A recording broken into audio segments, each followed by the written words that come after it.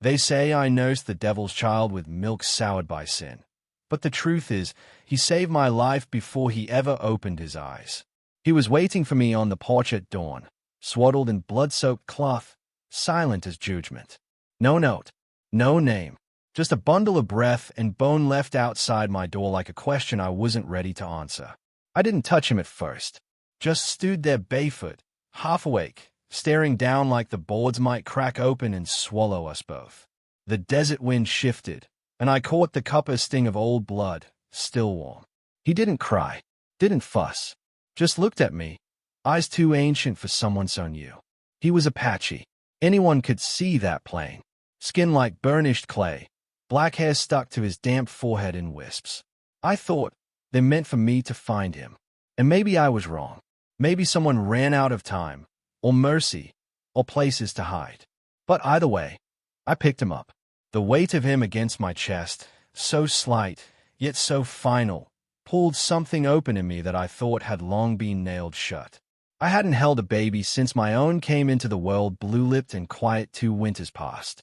Since my husband left for Fort Bowie and never returned, vanished into a war that chewed men up and spat out ghosts. I should have gone for the sheriff.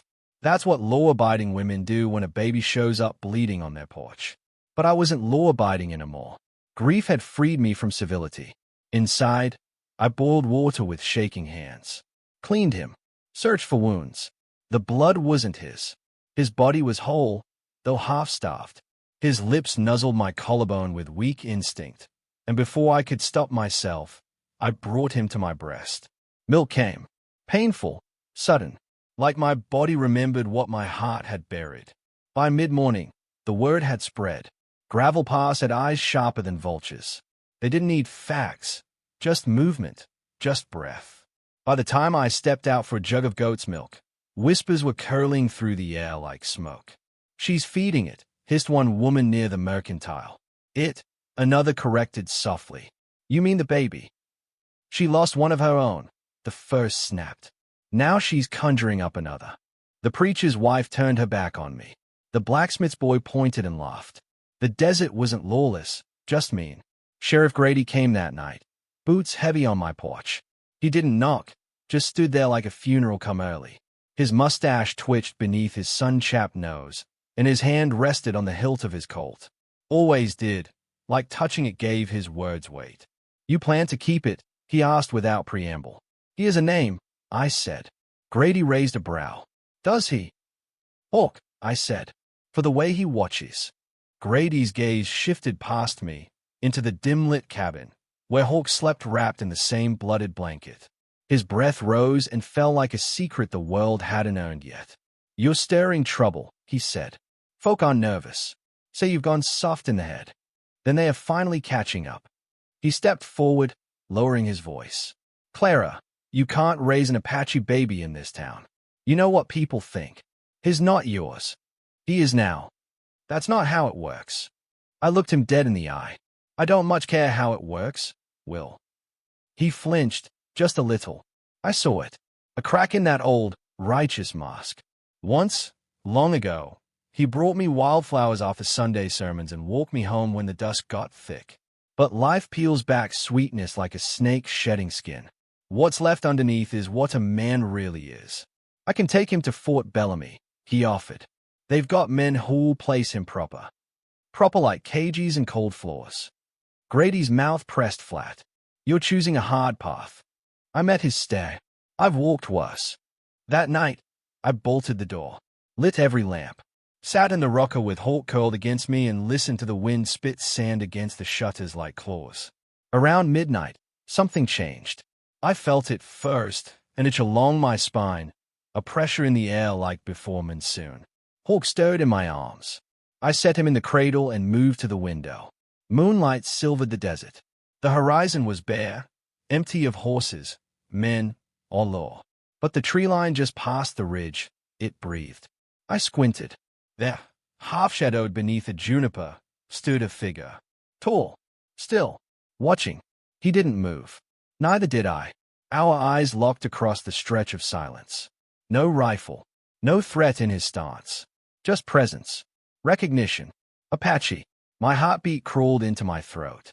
He didn't speak. Didn't need to. He was there for Hawk. But he didn't come forward. Didn't make claim or raise arms. He looked at the cabin, at me, and gave the smallest nod. Then turned and disappeared into the night, silent as a prayer unspoken. My legs gave beneath me. I slid to the floor, back against the door, lungs heaving like I'd run miles. And from the cradle, Hawk made a sound, soft, almost amused, as if he knew what I'd just promised without words. I wasn't safe. Not from the town. Not from what the baby meant. But in that moment, I realized something terrifying and pure. This wasn't mercy anymore. This was war. The fever hit Hawk on the fourth night, sudden and brutal, like the desert remembering how to be cruel. His tiny body burned against mine, sweat dampening his hair, his breath ragged like wind snagging through thorn brush. I tried everything. Cool clothes, willow bark tea, whispered songs I didn't remember knowing until they left my lips. Still, he cried for the first time since he arrived, a hoarse, wounded sound that splintered something deep in my chest. I wrapped him tight and walked into town before dawn, the sky still bruised with stars. Gravel crunched under my boots like bones. The general store's windows were dark, but I banged on the frame until Jeb Parker opened the door, eyes bleary and mouth twisted in a scowl. "I need quinine," I said, breath short. "And honey. Fever's bad." He squinted at me. "That the Indian baby?" I didn't answer. My arms did the talking. Hawk whimpered, and Jeb's face pinched like he'd tasted something sour. "You're lucky I ain't a preacher," he muttered, disappearing into the back. I paid him in silence, took the bottle and the jar, and walked home under the rising sun, past neighbors who turned their faces, past a boy who threw a rock at my feet just to see if I'd flinch. By noon, the medicine took hold. Hawk's breathing softened, and his fists unclenched. I held him all day, not because he needed it, but because I did. I needed to feel his weight, to believe that he'd stay. That night, the warrior returned. He didn't come to the door, just stood in the tree line, moonlight dusting his shoulders, watching. Same as before. But this time, I stepped out to meet him. I didn't take Hawk. I didn't need to. He wasn't a threat, not in the way that carries blood. His face was younger than I expected, mid-20s maybe, but his eyes were the oldest thing I'd ever seen. "I'm not giving him up," I said. He tilted his head slightly, like he understood but wasn't yet convinced. A long silence passed between us, filled with the music of cicadas and the brittle hush of desert breath. "Here's my sisters," he said, voice low, rough as gravel and wind. "She died running. Shot in the back. Cavalry patrol." I swallowed, my mouth dry. "You found him," he said. "You fed him. That means something." "He's not just Apache to me," I said. "He's mine now." The warrior's gaze flickered. Not anger. Something closer to grief. "My name is Taza," he said, then added, almost like a question, "And yours?" "Clara." He nodded once. "You kept him alive. That earns respect. Among my people, a woman who gives milk to another's child is called Ina K, mother of kin." I felt the name settle on me like a mantle, unexpected, undeserved. "I don't want to take him," Taza said, "but I couldn't let him vanish without knowing who held him." "You going to come back?" I asked. "Yes." I didn't stop him when he walked into the dark, nor did I sleep. 2 days later, the preacher came to my door. He didn't bring scripture, only scorn. Called Hawk a symbol of shame. Called me a woman lost to sorrow, poisoned by maternal hunger. I shut the door on his words, but they clung like dust in my throat. Grady came not long after. "You've stirred them up," he said, pacing my porch like he had a right to it. "That baby is a match in a dry field, and you lit it." "Did I?" I asked. "Or did they just need an excuse?" He leaned in, voice sharp. "They've called a meeting. Some of the men, Parker, Rives, Lankey, they're talking about taking the child by force. Say it's for the town's safety. Here's a baby. Here's Apache." There it was, ugly and naked. Grady's eyes softened just a breath. "Leave now, Clara. Take the child, go east. Dissipate, before this turns ugly." Would you chase me? He didn't answer. That night, I packed a satchel. Only essentials: blanket, dried meat, water, a knife. I held Hawk close, breathing in the warm scent of his skin, committing the weight of him to memory. I didn't cry. I was past that now. Sorrow had become muscle, sturdy and quiet. The sky was black as coal when I slipped out the back door. But they were waiting. 3 men, faces masked, guns drawn. Jeb Parker stood in the center, voice cold. "Give us the child, Clara. Do it quiet, and we won't hurt you." I stepped back. "He's sick." "Don't matter." Jeb took a step forward. A sharp whistle cut the air. Then everything happened at once. A shadow dropped from the ridge. 2 horses thundered from the trees. 1 man screamed as something slammed into his shoulder. An arrow. Pure and clean. Taza rode straight into the clearing, face painted, eyes blazing. He didn't fire his rifle, just brandished it, fierce as thunder. The men fled, stumbling over their own boots. I stood still, clutching Hawk, heart a drumbeat in my ears. Taza dismounted, gaze steady. "Come." "Where?" "Someplace they won't find you." I looked once toward town, toward everything I had ever been, and then I took his hand. The desert carried us like a slow river, days folding into nights, sky bleeding into sand, until time no longer spoke in hours but in heartbeats and hunger. Hawk slept strapped to my chest as we rode.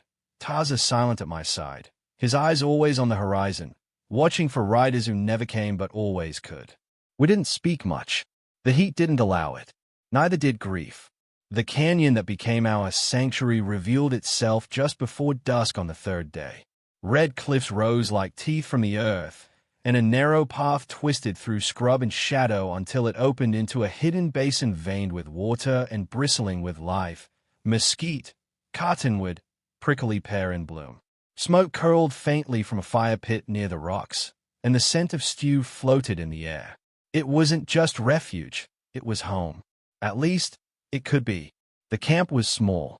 7 people, maybe 8, faces worn by wind and war, but their eyes steady, watching as Taza led me in. Hawk stayed, blinking up at the sudden quiet. I could feel their unease settle over me like a weight. I was white. I was strange. But I was also a woman carrying a child who wasn't born to me, and that meant something to them. I saw it in the way the oldest woman, gray braids, eyes like cracked stone, tilted her head and murmured a word I didn't know. That night, we didn't speak of towns or sheriffs or the men who tried to tear Hawk from my arms. We shared a meal, and Taza offered me a place beneath a canvas lean-to, near the fire. I lay with Hawk curled beside me, his small fingers gripping mine, and stared up at the stars until they blurred. Taza sat nearby, sharpening a blade that looked older than either of us. "You'll be safe here," he said. For now." "For now," I repeated. "You could leave when the rains come. Go east. Find a place where no one knows your name." "He knows it," I said softly, glancing at Hawk. "And yours." Taza was quiet a long moment. "My people believe in spirit crossings. Sometimes a soul doesn't return in the same body it left in. Sometimes it finds a new way back. You think his returned." "I think you were meant to find him," he said. "And maybe he was meant to return through your hands." I didn't sleep much that night, but when I did, it was the first rest that didn't feel like retreat. Weeks passed. I learned the names of herbs I'd only known by scent. Learned how to grind yucca root to lather, how to carry water without spilling a drop, how to laugh again. Hawk grew stronger, steadier. He stood on wobbly legs and shouted sounds only he understood. And slowly, the people around us softened. The old woman, Taza's grandmother, I learned, took to calling me Inakaye.